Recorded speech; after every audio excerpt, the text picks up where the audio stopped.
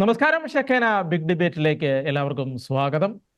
കേവലം അധികാരത്തിലേക്ക് കയറുക, വീണ്ടും വീണ്ടും അധികാരത്തിലേക്ക് കയറുക, മക്കളും കൊച്ചുമക്കളുമൊക്കെയായി അധികാര കസേരയിൽ കിടന്ന് പെറ്റ് പെരുകുക എന്നതിനും അപ്പുറത്ത് നാടിന്റെ വികസനത്തിനോ നാട്ടുകാരുടെ ക്ഷേമത്തിനോ വേണ്ടി എന്തെങ്കിലും ചെയ്യുക എന്നത് ഒരു അധികപ്പറ്റായി കാണുന്ന രാഷ്ട്രീയ സംസ്കാരങ്ങളിലൂടെ കേരളം കടന്നു പോവുകയാണ് എന്നുള്ള തോന്നലാണ് ഇപ്പോഴുള്ള സംഭവ വികാസങ്ങൾ പ്രതിധ്വനിപ്പിക്കുന്നത്. നാട്ടുകാരുടെ കണ്ണിൽ പൊടിയിടാൻ ഒരു പ്രകടന പത്രിക ഇറക്കുകയും പേരിന് മാത്രം എന്തെങ്കിലും ചെയ്തു എന്ന് വരുത്തി വീണ്ടും വീണ്ടും അതേ കാര്യം പറഞ്ഞ് പ്രകടന പത്രിക ഇറക്കി ഇന്ന് ജനങ്ങൾക്ക് പോലും മനസ്സിലാകാതായിരിക്കുന്നു ഇവരെന്തിനാണ് അധികാരത്തിലേക്ക് കയറി പോകുന്നത് എന്ന്. ജനങ്ങൾക്ക് വോട്ട് ചെയ്യാൻ മടുപ്പാണ്, അതവർ പറയാതെ പറയുന്നു വോട്ട് ചെയ്യാൻ എത്താതെ. രാഷ്ട്രീയ പാർട്ടികൾ സ്വന്തം രാഷ്ട്രീയ നേട്ടങ്ങൾക്ക് വേണ്ടി ഉണ്ടാക്കിയെടുത്ത പാലക്കാട്ടെയും വയനാട്ടിലെയും ചേലക്കരയിലെയും 3 ഉപതെരഞ്ഞെടുപ്പുകൾ നമ്മളോട് പറയാതെ പറയുന്നത് എന്താണ്? പാലക്കാട് തെരഞ്ഞെടുപ്പിന് തൊട്ടു മുൻപ് ലത്തീൻ ബിഷപ്പുമാരെ കണ്ട് മുനമ്പത്ത് പ്രശ്നപരിഹാരം ആകുന്നുവെന്ന് കൊട്ടിഘോഷിച്ച ലീഗ് കോൺഗ്രസ് ദ്വയങ്ങളുടെ രാഷ്ട്രീയ ഗിമിക്സ് എന്തിനു വേണ്ടിയായിരുന്നു? മുന്നണിയുടെ രാഷ്ട്രീയ ജനം മടുത്തു തുടങ്ങിയോ? ന്യൂനപക്ഷ പ്രീണനം മടുത്തു തുടങ്ങിയോ? രാഷ്ട്രീയത്തിൽ നിലപാടുകൾക്ക് സ്ഥാനമില്ലാതാകുന്നുവോ? പൊതുപ്രവർത്തകർക്ക് സാമൂഹ്യ പ്രതിബദ്ധത നഷ്ടമാകുന്നുണ്ടോ? മുനമ്പത്ത് രാഷ്ട്രീയക്കാർ നാടകം കളിക്കുന്നുണ്ടോ? ഈ വിഷയങ്ങളാണ് നമ്മൾ ഇന്ന് ചർച്ചയ്ക്ക് എടുക്കുന്നത്. ചർച്ചയിൽ നമ്മളോടൊപ്പം പങ്കെടുക്കുന്നത് ഡോക്ടർ മോഹൻ വർഗീസ്, രാഷ്ട്രീയ നിരീക്ഷകൻ, ജോർജ് പൊടിപ്പാറ, രാഷ്ട്രീയ നിരീക്ഷകൻ, അതുപോലെ അമൽ സിറിയക്, സാമൂഹ്യ നിരീക്ഷകൻ എന്നിവരാണ്. 3 പേർക്കും ചർച്ചയിലേക്ക് സ്വാഗതം. ആദ്യം ഡോക്ടർ മോഹൻ വർഗീസ്, നമുക്ക് അറിയാവുന്നതാണ് കേരളത്തിൽ ഒരു സാമൂഹ്യ ധ്രുവീകരണം അത് യാഥാർത്ഥ്യമാണ്. ഇതിപ്പോൾ നമ്മൾ എങ്ങനെയൊക്കെ അതിനെ സെക്കുലറിസം ഒക്കെ വെച്ച് ഓട്ടയടക്കാൻ ശ്രമിച്ചാൽ ഒരു ധ്രുവീകരണം അടുത്ത കാലത്ത് കലശലായിട്ട് കേരളത്തിലുണ്ട് എന്നുള്ളത് വാസ്തവമാണ്. അപ്പോൾ ഈ ധ്രുവീകരണം നമുക്കറിയാം. പത്രങ്ങളിൽ വന്ന പരസ്യം, വോട്ടെടുപ്പിന് തൊട്ടു മുന്നേ വന്ന പാലക്കാട് വോട്ടെടുപ്പിന് തൊട്ടു മുന്നേ വന്ന പരസ്യം എല്ലാം നമുക്കറിയാം. ഈ ധ്രുവീകരണം ഈ തെരഞ്ഞെടുപ്പിൽ, ഈ ഉപതെരഞ്ഞെടുപ്പിൽ ധ്രുവീകരണം പ്രതിഫലിച്ചിട്ടുണ്ടാകുമോ എന്നുള്ള ഒരു ചോദ്യമാണ് ആദ്യം നമുക്ക് എനിക്ക് തോന്നുന്നത് ആദ്യം എടുക്കാൻ തോന്നുന്നത്. ഇവിടെ കേരളത്തിൽ ഒരു ധ്രുവീകരണം ഉണ്ട് എന്ന് പറയുന്നതിനേക്കാൾ ധ്രുവീകരണത്തിന് വേണ്ടി രാഷ്ട്രീയക്കാർ ശ്രമിച്ചു എന്ന് പറയുന്നതായിരിക്കും കൂടുതൽ ശരി. രാഷ്ട്രീയ ലാഭത്തിന് വേണ്ടി പോളറൈസേഷൻ എന്നതൊരു പൊളിറ്റിക്കൽ ഗെയിമാണ്, ഒരു ഗിമ്മിക്കാണ്. അപ്പൊ ഇവിടെ വർഗീയ അടിസ്ഥാനത്തിൽ അല്ലെങ്കിൽ മതത്തിന്റെ അടിസ്ഥാനത്തിൽ വൈകാരിക വിഷയങ്ങളെ ഉയർത്തിക്കൊണ്ട് ഒരു ധ്രുവീകരണം നടത്തുന്നത് വഴി കൃത്യമായ രാഷ്ട്രീയ ലക്ഷ്യങ്ങൾ അത് പാലക്കാട് വ്യക്തമായിട്ട് അത് കണ്ടു. അത് മാത്രമല്ല, ചില പത്രപരസ്യങ്ങളുടെ രൂപത്തിൽ ആ ഒരു ധ്രുവീകരണത്തിനുള്ള ഒരു നീക്കം അവിടെ കണ്ടു. അത് മാത്രമല്ല, ഈവൻ സ്ഥാനാർത്ഥികളുടെ സെലക്ഷൻ പോലും ഒരു പരിധിവരെ കേരളത്തിൽ എല്ലായിടത്തും തന്നെ ജാതിയും മതവും ഒക്കെ നോക്കി തന്നെയാണ് സ്ഥാനാർത്ഥികൾ നിൽക്കുന്നത്. അപ്പൊ ആ ഒരു അവസ്ഥ നോക്കി കഴിയുമ്പോൾ യഥാർത്ഥത്തിൽ ധ്രുവീകരണ രാഷ്ട്രീയത്തിന് ഒരു കാര്യമായ ഇടമുണ്ടാകേണ്ട കാര്യമില്ല കേരളത്തിൽ. കാരണം കേരളം വളരെ രാഷ്ട്രീയ പ്രബുദ്ധമായ സംസ്ഥാനമാണ്. പക്ഷെ പ്രൈമോഡിയൽ ലോയൽറ്റീസ് ഈ അടുത്ത കാലത്ത് വളരെയധികം ഉയരുന്ന ഒരു കാഴ്ചയാണ്. ന്യൂനപക്ഷ സമുദായങ്ങൾ തമ്മിലുള്ള ഒരു വിടവ് വർദ്ധിക്കുന്നു, ഭൂരിപക്ഷ ന്യൂനപക്ഷ വ്യത്യാസവും വർദ്ധിക്കുന്നു. അത് രാഷ്ട്രീയ ഇടപെടലാണ് അതിന്റെ കാരണം. അത് പൊളിറ്റിക്കൽ ഇസ്ലാം ആയിക്കൊള്ളട്ടെ, പൊളിറ്റിക്കൽ ക്രിസ്ത്യാനിറ്റി ആയിക്കൊള്ളട്ടെ, പൊളിറ്റിക്കൽ ഹിന്ദുത്വം അല്ലെങ്കിൽ ഹിന്ദുത്വം ആയിക്കൊള്ളട്ടെ, ഇതേതാണെങ്കിൽ തന്നെ ഒരുപോലെ തന്നെ അപകടകരമായ ഒരു അവസ്ഥാവിശേഷമാണ് ഈ പോളിറ്റിക്സ് പോളറൈസേഷൻ. അത് ഇലക്ഷൻ സമയത്താണ് കൂടുതൽ സ്വാർത്ഥമായ താൽക്കാലികമായ രാഷ്ട്രീയ ലാഭത്തിന് വേണ്ടി എടുക്കുന്ന നിലപാടുകളാണ്. അതുകൊണ്ടാണ് വർഗീയതയുടെ രാഷ്ട്രീയത്തിന് കേരളത്തിൽ സ്ഥാനമില്ല എന്ന് ഉറക്കെ പ്രഖ്യാപിക്കാൻ ഒരുപക്ഷെ ഇടതുപക്ഷ പ്രസ്ഥാനങ്ങളായിരുന്നു ആദ്യം തന്നെ മുന്നിട്ട് വന്നത്. പക്ഷെ അതേ ഇടതുപക്ഷ പ്രസ്ഥാനങ്ങൾ ഒരു പരിധിവരെ വർഗീയമായും വംശീയമായും ഒക്കെ രാഷ്ട്രീയ ലാഭത്തിന് വേണ്ടി ശ്രമിക്കുന്നു. മറ്റേ BJP ആകട്ടെ, UDF മുന്നണിയാകട്ടെ, എപ്പോഴും ജാതിയുടെ മതത്തിന്റെ ഒക്കെ ഒരു മേൽവിലാസം ഉപയോഗിച്ചുകൊണ്ട് രാഷ്ട്രീയ നേട്ടം എക്കാലത്തും ഉണ്ടാക്കിയിരുന്നു. ഇവിടെ പാലക്കാട്ടേക്ക് വരുമ്പോൾ ഇവിടെ 3 തെരഞ്ഞെടുപ്പുകളാണ് ഇപ്പൊ നമ്മുടെ ഒരു സംസാര വിഷയം. വയനാട് ഒരു പരിധി വരെ ഈ ഒരു മതപരമായ ഒരു കാര്യം വളരെ പ്രധാനമാണ്. കാരണം എന്തുകൊണ്ട് ഗാന്ധി നെഹ്റു ഫാമിലിയിലെ ആളുകൾ, മുസ്ലിങ്ങൾക്ക് നിർണായക സ്വാധീനമുള്ള 40% മുസ്ലിം വോട്ടുള്ള വയനാട് ലോക്സഭാ മണ്ഡലം തിരഞ്ഞെടുക്കുന്നു? അതിന് പിന്നിൽ കൃത്യമായി പറഞ്ഞാൽ ഒരു ഉറപ്പാണ്, മുസ്ലിം ലീഗ് നൽകുന്ന ഉറപ്പ്, UDF സംവിധാനത്തിലെ ന്യൂനപക്ഷമായ മുസ്ലിം സമുദായം നൽകുന്ന ഒരു ഉറപ്പ്. അതോടൊപ്പം തന്നെ വയനാടിന്റെ ഒരു ചരിത്രം, രാഷ്ട്രീയ ചരിത്രം ഇതാണ്. അപ്പൊ തീർച്ചയായിട്ടും അതിനകത്ത് പോളറൈസേഷൻ എന്ന് പറയാനാവില്ല. പ്രിയങ്ക ഗാന്ധിയുടെ വരവ് പോളറൈസേഷനും ഉപരിയാണ്. അതുകൊണ്ട് അത് നമുക്ക് വേണമെങ്കിൽ വിടാം. എന്നാൽ ചേലക്കരയിലേക്ക് വരുമ്പോൾ അവിടെ ഒരു വർഗീയ ചേരിതിരിവ് ഒന്നും തന്നെ ഉണ്ടായില്ല. പാലക്കാട്ടേക്കാണ് എല്ലാ ശ്രദ്ധയും.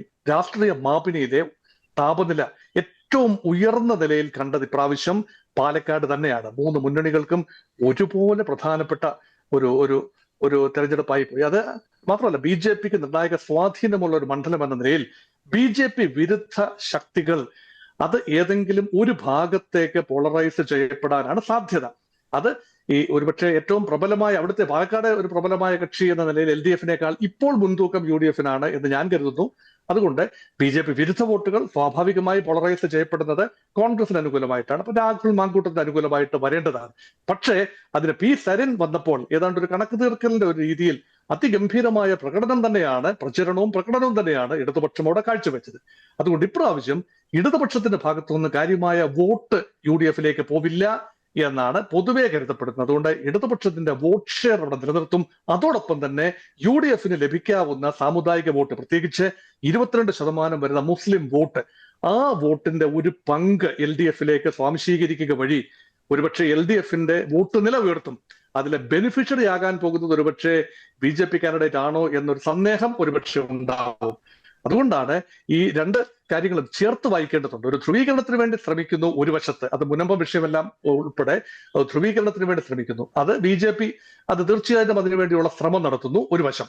മറുവശത്ത് എൽ ഡി എഫ് തങ്ങൾക്ക് ആവുന്ന രീതിയിൽ ഒരു ന്യൂനപക്ഷ കൺസോളിഡേഷൻ സാധിക്കുന്ന രീതിയിലേക്ക് ഇവിടെ കോൺഗ്രസിലേക്ക് കടന്നു വന്ന സന്ദീപ് വാര്യരുടെ രംഗപ്രവേശം, സന്ദീപ് വാര്യരുടെ മുൻ പ്രസ്താവനകൾ ചൂണ്ടിക്കാണിച്ചുകൊണ്ട് മുസ്ലിം സമുദായത്തിനിടയിൽ ഒരു പുനർവിചിന്തനം യു ഡി എഫിന് അനുകൂലമായി തിരിയാവുന്ന ഷാഫി പറമ്പിലൂടെ യു ഡി എഫിന് അനുകൂലമായി വന്നിരുന്ന ഇപ്പോൾ രാഹുൽ മാങ്കൂട്ടത്തിൽ പോകേണ്ട, സ്വാഭാവികമായിട്ട് പോകാൻ സാധ്യതയുള്ള വോട്ടുകളിൽ ഒരു കണ്ടുവയ്ക്കുന്നു.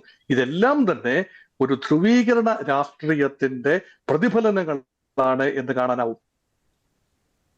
ശ്രീ ജോർജ് പൊടിപ്പാറ, ഞാൻ മറ്റൊരു കാര്യം കൂടി സൂചിപ്പിക്കുന്നത്, ഈ സന്ദീപ് വാര്യർ തങ്ങളെ കാണാൻ ചെന്ന ഒരു സാഹചര്യം, കോൺഗ്രസിൽ കയറി അതിനുശേഷം അവിടെ പാണക്കാട് ചെന്ന് കാണുന്ന ഒരു സാഹചര്യം, മുസ്ലിം ലീഗിന്റെ കുഞ്ഞാലിക്കുട്ടി അടക്കം പാലക്കാട് ഇലക്ഷന്റെ തലേ ദിവസം അവിടെ ബിഷപ്പുമാരെ ചെന്ന് കാണുന്നു. അതിനുശേഷം പത്രങ്ങളിൽ വരുന്നു കൃത്യമായി ഇതാ ഒരു മുനമ്പത്ത് ഒരു സമവായം ഉണ്ടാകാൻ പോകുന്നു, സമാധാനം ഉണ്ടാകാൻ പോകുന്നു. എന്നാൽ കൃത്യമായി സമവായം അതിന്റെ ബാക്ക് ഡോറിൽ എന്ത് നടന്നു എന്ന് നമ്മൾ നോക്കുമ്പോൾ കൃത്യമായി കാര്യങ്ങളൊന്നും നടന്നിട്ടില്ല. എങ്കിലും അങ്ങനെ ചില നീക്കങ്ങൾ നടക്കുന്നു. അപ്പോൾ കേരള രാഷ്ട്രീയത്തിൽ അതൊരു അത്യന്താപേക്ഷിതമായ ഒരു കാര്യമായി മാറിയോ എന്ന് വെച്ചാൽ, കോൺഗ്രസിലേക്ക് വരുന്ന സന്ദീപ് വാര്യർ അവിടെ തങ്ങളെ ചെന്ന് കാണാൻ ചെല്ലുന്നു. അതിനുശേഷം കുഞ്ഞാലിക്കുട്ടി അടക്കം, നമുക്കറിയാം മുനമ്പ വിഷയം വർഗീയമായി ഏത് രീതിയിൽ മാറിയിരിക്കുന്നു, ജനങ്ങൾ ഏത് രീതിയിൽ കണ്ടിരിക്കുന്നു എന്നുള്ളത് നമുക്കറിയാം. അപ്പോൾ അങ്ങനെ ഒരു സാഹചര്യം ഏറ്റവും പ്രധാനപ്പെട്ടതാണോ കേരള രാഷ്ട്രീയത്തിൽ ഇപ്പോൾ ഈ ഉപതെരഞ്ഞെടുപ്പിന്റെ അടിസ്ഥാനത്തിൽ? താങ്കൾ പറഞ്ഞ ആ കാര്യത്തോട് എനിക്ക് പൂർണ്ണമായിട്ട് യോജിക്കാൻ കഴിയില്ല. കാരണം എന്താന്ന് വെച്ചാൽ, ഇലക്ഷന്റെ തലേദിവസം മാത്രമല്ല ലീഗ് ഈ അഭിപ്രായം പറഞ്ഞത്. അല്ല, പക്ഷേ അത് അത്ര വാർത്താ പ്രാധാന്യത്തോടെ വന്നു. ഞാൻ തർക്കിക്കാനില്ല താങ്കളോട്.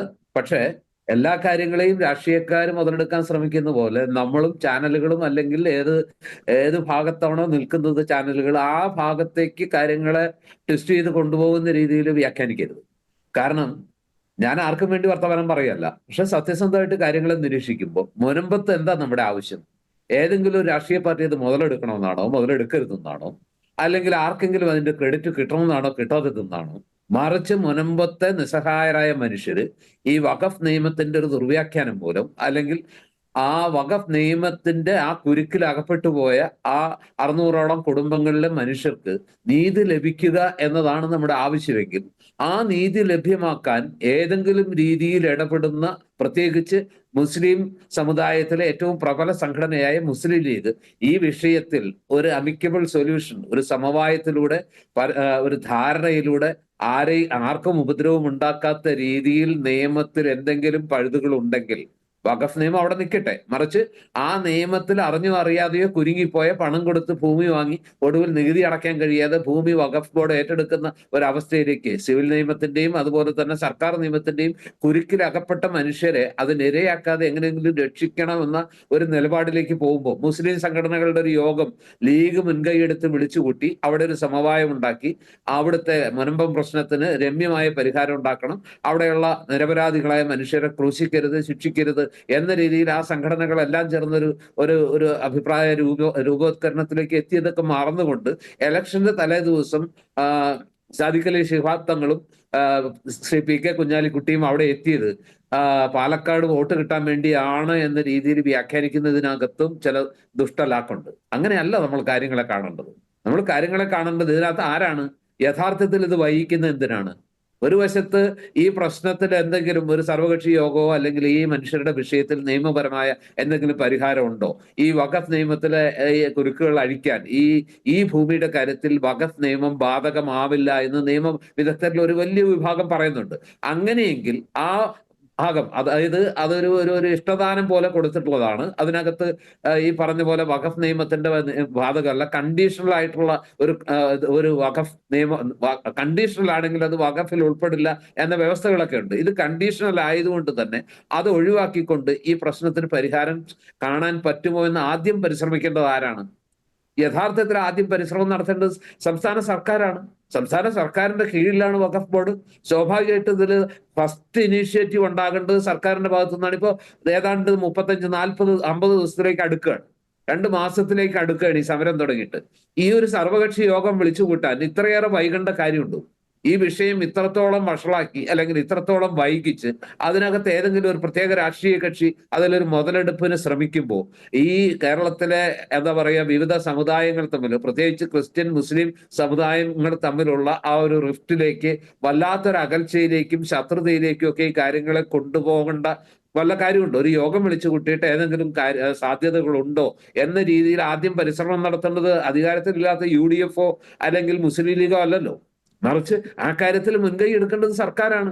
സർക്കാർ എന്തുകൊണ്ടാണ് ഇത് നീട്ടി കൊണ്ടുപോകുന്നതും ആർക്കെങ്കിലും ഇക്കാര്യത്തിൽ മുതലെടുപ്പ് നടത്താൻ അവസരം ഉണ്ടാക്കുന്നതും മുൻപത്തെ നിരപരാധികളുടെ മനുഷ്യരുടെ ഹൃദയത്തിലേക്ക് വീണ്ടും വീണ്ടും തീ കോരിയിടുന്നതും എന്തിനാണ് എന്ന ചോദ്യത്തിനാണ് ആദ്യം ഉത്തരം പറയേണ്ടത്. പക്ഷെ ഇവിടെ സംഭവിക്കുന്നത് എന്താ? ഈ വിഷയത്തിൽ കുറച്ചെങ്കിലും ഇനിഷ്യേറ്റീവ് എടുത്ത് മുസ്ലിം സംഘടനകൾക്കിടയിൽ ഒരു സമവായം ഉണ്ടാക്കി ഈ വിഷയത്തിൽ ഒരു വർഗീയത ആളിക്കത്തിക്കരുത്, മറിച്ച് സമാധാനപരമായ ഒരു പരിഹാരം വേണമെന്ന് ആഗ്രഹിക്കുന്ന അല്ലെങ്കിൽ അതിനുവേണ്ടി സ്റ്റെപ്പ് എടുക്കുന്ന ലീഗിനെ പ്രതിക്കൂട്ടിലാക്കാൻ നമുക്ക് എന്തിനാണ് ഇത്ര വ്യഗ്രത?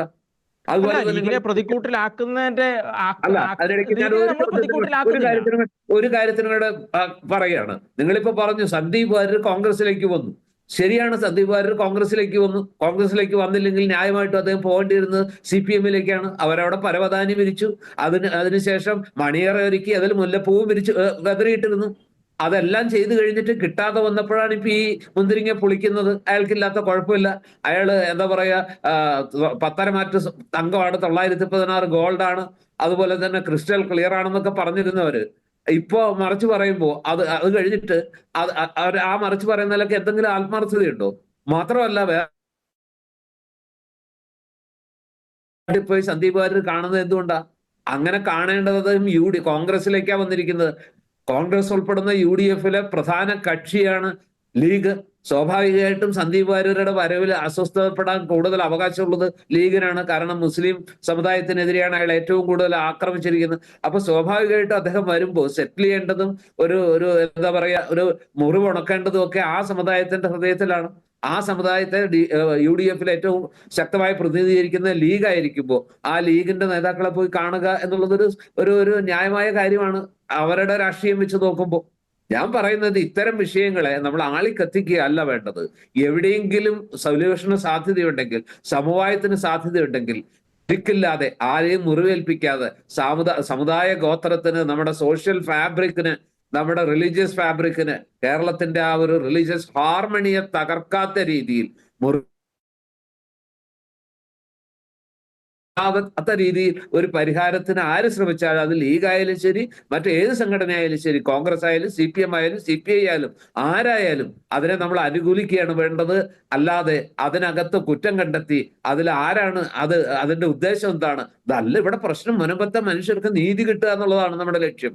അല്ലാതെ അതിനകത്ത് ആർക്കെങ്കിലും രാഷ്ട്രീയ നേട്ടം ഉണ്ടാക്കുക എന്നുള്ളതല്ല നമ്മുടെ പ്രഥമ പരിഗണനയെങ്കിൽ നമ്മൾ ഏത് നല്ല നീക്കത്തെയും സ്വാഗതം ചെയ്യണം. അതാണ് യഥാർത്ഥത്തിൽ ഈ സമൂഹത്തെ, കേരളത്തെ സ്നേഹിക്കുന്നവർ ചെയ്യേണ്ടത്. അല്ലാതെ നമ്മൾ അതിനകത്തൊക്കെ ചെകഞ്ഞു നോക്കി, തുന്നിച്ചു നോക്കി, ചുഴിഞ്ഞു നോക്കി, മൈക്രോസ്കോപ്പ് വെച്ച് നോക്കി അവന്റെ മുൻകാല നടപടികൾ എന്തായിരുന്നു എന്നല്ല നോക്കേണ്ടത്. മറിച്ച് ഈ പ്രശ്നം പരിഹരിക്കാൻ ആർക്കെങ്കിലും ക്രിയേറ്റീവായിട്ട് നിർദ്ദേശങ്ങൾ ഉണ്ടാക്കാൻ കഴിയുമെങ്കിൽ, അത് ആളിക്കത്തിക്കാതിരിക്കാനുള്ള ഒരു നന്മനസ്, ഒരു സന്മനസ് ആരെങ്കിലും കാണിക്കുന്നുവെങ്കിൽ വാഹനം കൊടുക്കുകയാണ് വേണ്ടത് എന്നാണ് ഞാൻ വിചാരിക്കുന്നത്. ശ്രീ അമൽ സിറിയക്ക് ഞാൻ ഇതിനെ ഒന്നുകൂടി ഒന്ന് എക്സ്പാൻഡ് ചെയ്യുകയാണ്. ലാറ്റിൻ കാത്തലിക് ബിഷപ്പുമാരുടെ ഒരു സമ്മേളനം ഒരുപാട് നാളുകൾക്ക് മുന്നേ തന്നെ ചാർട്ട് ചെയ്തതാണ്. ആ ചാർട്ട് ചെയ്ത സമ്മേളനത്തിലേക്ക് ലീഗിന്റെ നേതാക്കൾ ചെല്ലുന്നു, അതിനുശേഷം ബിഷപ്പുമാരെ കാണുന്നു, അതിനുശേഷം ഇലക്ഷന്റെ തൊട്ട് തലേ ദിവസം പത്രത്തിൽ വലിയ തോതിൽ വാർത്ത വരുന്നു, മുനമ്പത്ത് ഒരു സമവായത്തിലേക്ക് എത്തുന്നു എന്നുള്ളത്. അത് നമ്മൾ ബാക്ക് ഡോറിൽ നിന്നും പല ഇൻഫർമേഷനും എടുക്കുമ്പോൾ കൃത്യമായി ചില തൽപര കക്ഷികൾ അത് കൃത്യമായി പ്ലാൻ ചെയ്തതാണ് എന്നുള്ള കാര്യങ്ങളും മനസ്സിലാക്കുന്ന സാഹചര്യത്തിലേക്ക് പോകുന്നു. അപ്പോൾ രാഷ്ട്രീയത്തിന് വേണ്ടിയിട്ട് ഒരു പക്ഷേ ഇതുപോലൊരു ഗിമിക്സ് കാണിക്കുകയാണോ ചെയ്തത്? അല്ലെങ്കിൽ ഇപ്പോൾ നമ്മൾ മുൻപ് സൂചിപ്പിച്ചതുപോലെ ഒരു കേരളത്തെ ഒരു മനോഹര സെക്യുലറിസ്റ്റ് രീതിയിലേക്ക് കൊണ്ടുവരിക എന്നുള്ളതായിരുന്നു രാഷ്ട്രീയത്തിന്റെ ആ ഉദ്ദേശം? ഇതിന്റെ അകത്ത് ശരിക്കും അങ്ങ് പറഞ്ഞ പോലെ ഒരു രാഷ്ട്രീയ ഗിമിക്സിനേക്കാൾ ഉപരിയായിട്ട് ആത്മാർത്ഥമായ ഒരു നീക്കം ഇതിനകത്ത് കാണാൻ സാധിക്കില്ല. നേരത്തെ ജോർജ് സാർ സൂചിപ്പിച്ചായിരുന്നു, അവരൊരു നീക്കമായിട്ട് വരുന്നതിനെ നമ്മൾ സ്വാഗതം ചെയ്യേണ്ടേ, അത് നമുക്കും പ്രത്യാശ തരുന്നതല്ലേ എന്ന രീതിയിൽ അദ്ദേഹം സംസാരിച്ചായിരുന്നു. പക്ഷെ എന്നെ സംബന്ധിച്ചോളം ഇക്കാലം അത്രയും നമ്മൾ ഒരു കാര്യത്തെ വിശകലനം ചെയ്യുന്നു പറഞ്ഞു കഴിഞ്ഞാൽ, കഴിഞ്ഞ കാലത്തെ അവിടെ നടപടികൾ എന്താണോ അല്ലെങ്കിൽ അവർ ഇന്ന് എന്താണോ ചെയ്തുകൊണ്ടിരിക്കുന്നത് അതുമായി അവർ ഇപ്പോൾ പറയുന്ന കാര്യത്തിനോ പ്രവർത്തിക്കുന്ന കാര്യത്തിനോ ബന്ധം എങ്ങനെ കിടക്കുന്നു എന്ന് നമ്മൾ വിശകലനം ചെയ്ത് വേണം ഒരാളുടെ അഭിപ്രായ പ്രകടനത്തിൽ ആത്മാർത്ഥതയുണ്ടോ നമ്മൾ ചിന്തിക്കാനായിട്ട്. ഈ 16 ബിഷപ്പുമാരെ സന്ദർശിച്ചു എന്ന് പറഞ്ഞുകൊണ്ടൊരു വാർത്ത വന്നു. ശ്രദ്ധിച്ചാൽ മനസ്സിലാവും, മനോരമ പോലെയുള്ള ഒരു പത്രത്തിന്റെ ഫസ്റ്റ് പേജിൽ വലിയൊരു തലക്കെട്ടായിട്ട് പ്രത്യാശ മുനമ്പെന്ന് പറഞ്ഞുകൊണ്ടാണ് ആ വാർത്ത പിറ്റേ ദിവസം പ്രസിദ്ധീകരിച്ചത്. അതേസമയം ഈ മനോരമ പത്രം ഈ മുനമ്പം വിഷയത്തെ എത്രമാത്രം കൈകാര്യം ചെയ്തിട്ടുണ്ടെന്ന് അതിനു മുമ്പുള്ള വാർത്തകൾ നിങ്ങൾ ജസ്റ്റ് ഒന്ന് നോക്കിയാൽ മതി. ഈ ദീപിക പോലെയുള്ള പത്രങ്ങളിൽ എല്ലാ ദിവസവും തന്നെ ലേഖനങ്ങളും ഈ വിഷയത്തെ പറ്റിയുള്ള ചർച്ചകളും അവിടെയുള്ള സമരങ്ങളെ പറ്റിയുള്ള വാർത്തകളും കൊടുക്കുമ്പോൾ മനോരമ ഞാൻ കണ്ടിട്ടില്ല ഒരു ആത്മാർത്ഥമായിട്ട് മുനമ്പം വിഷയത്തെ ഹാൻഡിൽ ചെയ്തുകൊണ്ടുള്ള വാർത്ത കൊടുത്തിട്ടുണ്ടോ എന്ന്. അതിനകത്ത് ഇസ്ലാമിക നേതാക്കളോ അല്ലെങ്കിൽ അവരാരെങ്കിലും വന്ന് ഇത് സമാധാനം ഉണ്ടാക്കണം അല്ലെങ്കിൽ മതസൗഹാർദ്ദം കാത്തു സൂക്ഷിക്കണം എന്ന് പറയുന്നതിനെ മാത്രമാണ് അവരൊരു വാർത്ത ആയിക്കൊണ്ട് പലപ്പോഴും മനോരമയെ കണ്ടിട്ടുള്ളൂ. അതേസമയം മുനമ്പത്തെ ആ ആക്ട് ഉണ്ടാക്കിയ പ്രശ്നം എന്താണ്, അല്ലെങ്കിൽ മുനമ്പംകാർ എന്താണ് അവിടെ ആവശ്യപ്പെടുന്നത്, അവരുടെ വിഷയം എന്താണ്, ആരെയൊക്കെയാണ് ഇത് കൃത്യമായിട്ട് ബാധിക്കുന്നത്, അതിനെപ്പറ്റി കൃത്യമായ ഒരു ലേഖനമോ ഫീച്ചറോ ഒരു വാർത്തയോ പോലും പത്രത്തിൽ കണ്ടിട്ടില്ല, മനോരമ പത്രത്തിൽ. അതേസമയം പ്രത്യാശ മുനമ്പെന്ന് പറഞ്ഞുകൊണ്ട് വലിയ തലക്കെട്ടില് അന്ന് നേരത്തെ അങ്ങ് സൂചിപ്പിച്ച പോലെ അതിന്റെ ചരിത്രം, അതായത് ഇതിന്റെ വിഷയം മനസ്സിലാക്കിയപ്പോഴാണ് മനസ്സിലാകുന്നത്. അതായത് ഈ മെത്രാന്മാര് വർഷത്തിൽ 2 തവണ ഇതുപോലെ മൊത്തത്തിൽ അവർ കൂടുന്നതാണ്. ആ കൂടുന്ന വേദിയിൽ ചില താല്പര്യ കക്ഷികളാണ് ഈ 2 പേര്, അതായത് നമ്മുടെ സാദിഖ് അലി ശിഹാബ് തങ്ങളിലെയും അതോടൊപ്പം തന്നെ കുഞ്ഞാലിക്കുട്ടി അവിടെ എത്തിച്ചതെന്നും അവരവിടെ സന്ദർശിച്ചു, ഫോട്ടോയൊക്കെ എടുത്തു. പക്ഷെ പിന്നീട് പത്രത്തിൽ വന്നത് വേറെ രീതിയിലാണ് ഈ വാർത്തകളൊക്കെ പോകുന്നത്. ഏകദേശം എല്ലാത്തിനും പരിഹാരം ഉണ്ടാകാനുള്ള പ്രതീക്ഷ വെച്ചുകൊണ്ടാണ് പിന്നെ വാർത്തകളൊക്കെ സൃഷ്ടിച്ചു പോകുന്നത്. അപ്പം തീർച്ചയായിട്ടും നമ്മളോട് കാണേണ്ട ഒരു കാര്യം എന്ന് പറഞ്ഞു കഴിഞ്ഞാൽ, ഇവരുടെയൊക്കെ മുതലെടുപ്പ് അല്ലെങ്കിൽ ഗിമിക്ക് എന്തുമാത്രം അപകടകരമാണ് കേരളത്തിലെ മതേതര മുഖത്തിനെന്നുള്ളതാണ്. അതായത് മുനമ്പത്തിലെ വിഷയം രമ്യമായി പരിഹരിക്കണം, നമ്മൾ ഭരണഘടനയൊക്കെ മുന്നോട്ട് വെച്ച് വേണം നമ്മൾ ചെയ്യാനായിട്ട്. അതോടൊപ്പം തന്നെ പ്രത്യാശ തരുന്ന ഒന്നാണ് CCC എന്ന് പറഞ്ഞൊരു സംഘടന, ഗൾഫാർ മുഹമ്മദ് അലിയുടെ സംഘടനയിൽ അവര് മതസൗഹാർദ്ദത്തിന് വേണ്ടിയുള്ള കാര്യങ്ങളൊക്കെ ചെയ്തുകൊണ്ടിരിക്കുകയാണ്.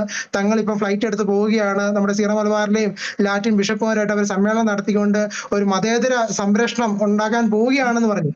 ഞാൻ ചോദിക്കുന്ന ചോദ്യം ഇതാണ്, ഈ മതേതര സംരക്ഷണം അല്ലെങ്കിൽ മതസൗഹാർദ്ദം നിലനിർത്തേണ്ടത് ഇസ്ലാം പ്രതിക്കൂട്ടിലാകുമ്പോൾ മാത്രമാണോ?